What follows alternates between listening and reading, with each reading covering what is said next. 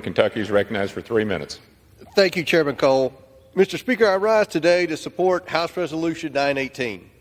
Joe Biden has repeatedly lied to the American people about his family's corrupt influence peddling schemes.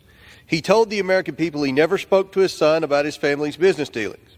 He claimed there was an absolute wall between his official government duties as vice president and his family. He said his family never made money from China. All of these are blatant lies. Our investigation has revealed how Joe Biden knew of, participated in, and benefited from his family cashing in on the Biden name around the world. Since January, we have learned some of the following.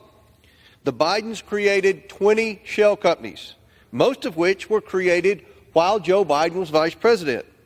The Bidens and their associates then raked in over $24 million through these shell companies from China, Russia, Ukraine, Kazakhstan, and Romania between 2014 and 2019.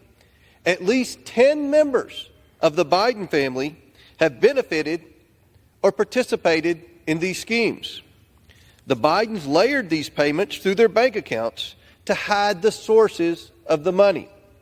The banks even flagged many of these transactions in more than 150 suspicious activity reports to the Treasury Department. One bank investigator was so concerned about Hunter Biden's financial transactions with a Chinese company that he wanted to reevaluate the bank's relationship with him. He noted that his transactions served, and I quote, no current business purpose, end quote. That's what I call a shell company. According to Devin Archer, a Biden family associate, Joe Biden was the brand of the business. The brand showed up. Joe Biden spoke to his son's associates by speakerphone over 20 times, dined with foreign oligarchs and a Burisma executive, and had coffee with his son's Chinese associate, all when he was vice president. Weeks after Joe Biden left the vice presidency, money from this Chinese Communist Party-linked entity began to make its way to the bank accounts of several Biden family members.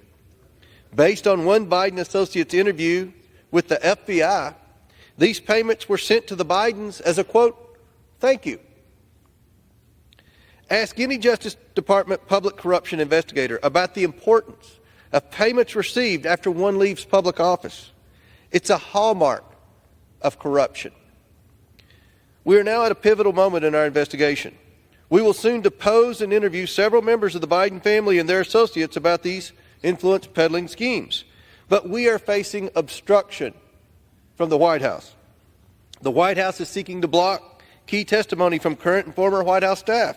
It's also withholding thousands of records from Joe Biden's time as vice president. Gentleman's time has President expired. Biden must be held accountable for his lies, corruption, and obstruction.